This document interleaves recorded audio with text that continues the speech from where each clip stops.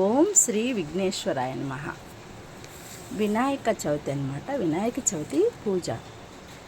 మనం వినాయక చవితిని భాద్రపద శుద్ధ చవితి నాడు జరుపుకుంటాం అన్నమాట.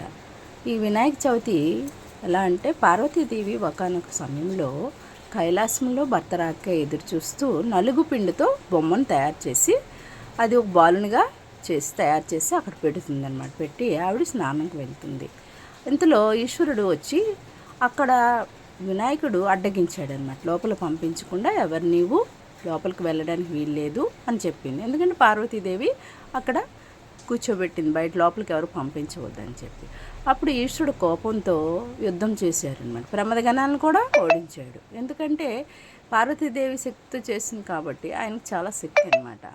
అప్పుడు ఈశ్వరుడు కోపంతో తన శిరస్సును ఖండించి వేస్తాడనమాట. అప్పుడు పార్వతీదేవి బయటకు వచ్చి చూసి, స్వామి ఇంత దారుణంగా ఈ బాలుని శిక్షిస్తారా అని బాధపడిందనమాట. అప్పుడు ఈశ్వరుడు నేను ఈ బాలుని సజీవునిగా చేస్తానని మాట ఇస్తాడనమాట. అప్పుడు ప్రమదగణాలను పంపించి ఉత్తర దిక్కుగా ఎవరైతే నిద్రించి ఉంటారో వాళ్ళని తలని తీసుకురమ్మని చెప్తారు. అప్పుడు ప్రమదగణాలందరూ వెళ్ళి వెతికి ఉత్తర దిశగా గజాసురుడు పడుకొని ఉంటాడు. ఆ తలను తీసుకొచ్చి బాలునికి పెట్టి మళ్ళీ జీవం పోస్తాడనమాట. అప్పుడు పార్వతీదేవి చాలా సంతోషించిందనమాట.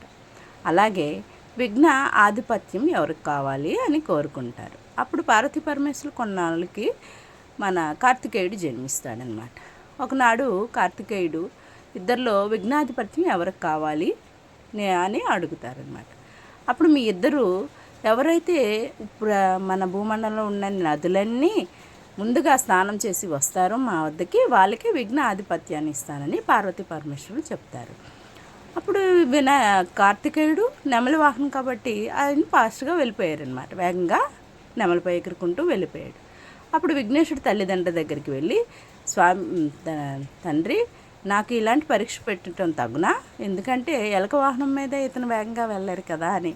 అప్పుడు ఈశ్వరుడు చెప్తాడు, పార్వతీ పరమేశ్వరుడు నారాయణ మంత్రాన్ని జపిస్తూ 3 మార్లు తల్లిదండ్రులు ప్రదక్షిణ చేస్తే అన్ని నదుల్లో స్నానం చేసినంత ఫలితం కలుగుతుంది అని చెప్తాడు ఈశ్వరుడు.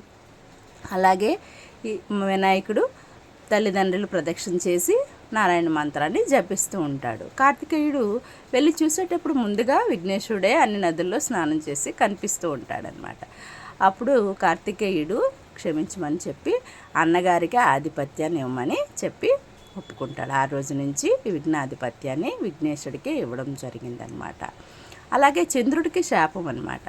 ఒకనొక సమయంలో స్వామివారు అన్ని ప్రసాదాలు తిని వెలక వాహనం మీద పెద్ద పట్టుతో వస్తూ ఉంటాడు భక్తాయాసంతో. అది చూసి చంద్రుడు నవ్వుతాడనమాట. పార్వతీదేవి కోపించి ఈ చంద్రుడికి శపిస్తుందనమాట. ఏంటి నా కొడుకును అంత సులకనగా చూస్తావా నువ్వు అని శపించి, ఈరోజు ఎవరైతే నిన్ను చూస్తారో వాళ్ళు నీలాప నిందలు అవుతారు అని చెప్పి చంద్రుడికి శపిస్తాడనమాట. అప్పుడు పార్వతీదేవికి క్షమాపణ అడుగుతాడు చంద్రుడు, క్షమించమ్మా అని. అప్పుడు ఎవరైతే విఘ్నేశ్వరుడి పూజ చేసి ఆ అక్షంతలు తలపై వేసుకుంటారో వాళ్ళకి నీ దేవుండదు శాప విమోచనం అవుతుంది అని అమ్మవారు సెలవిస్తుందన్నమాట. అలాగే కృష్ణుడు పాలదుత్తులో చూసినందువలన కృష్ణుడికి కూడా శాప విమోచనం ఉంటుందన్నమాట. సమంతకమణి సత్రాజిత్తుడు తీసుకువెళ్తే ఆ సమంతకమణిని ఒక సింహము తీసుకొని మాంసకాండమని భావించి దాన్ని తీసుకొని వెళ్ళిపోతుంది, సత్రాజిత్తుని సంహరించనమాట. అప్పుడు జాంబవంతుడు ఆ సమంతకమణిని తీసుకొని వెళ్ళాను. అప్పుడు మన కృష్ణుడు ఆ సమంతకమణిని వెతుక్కుంటూ అడవిలోకి వెళ్ళి జాంబవంతుడి దగ్గర ఉన్న ఆ సమంతకమణిని యుద్ధం చేసి తీసుకొని వస్తాడనమాట. అప్పుడు ఆ నీలాప నిందన కృష్ణుడి మీద పడింది కాబట్టి ఆ నీలాప నిందన పోవటానికి కూడా మళ్ళీ విఘ్నేశ్వర వ్రతాన్ని చేసి ఆ అక్షంతలు తలపై వేసుకున్నంత మాత్రమే నీలాప నిందలు పోతాయన్నమాట. ఇలాగా విఘ్నేశ్వరుని ప్రతి పూజ యందు ముందుగా మనం ఈ విఘ్నాలు తొలగించుట కొరకే విఘ్నేశ్వరుని పూజన చేస్తాం. అన్నింటిలో కూడా విఘ్నేశ్వరుడే మొదటి పూజను మనం ఆచరిస్తాం. ఇది మన సాంప్రదాయం. వినాయక ఓం శ్రీ విఘ్నేశ్వరాయ నమః.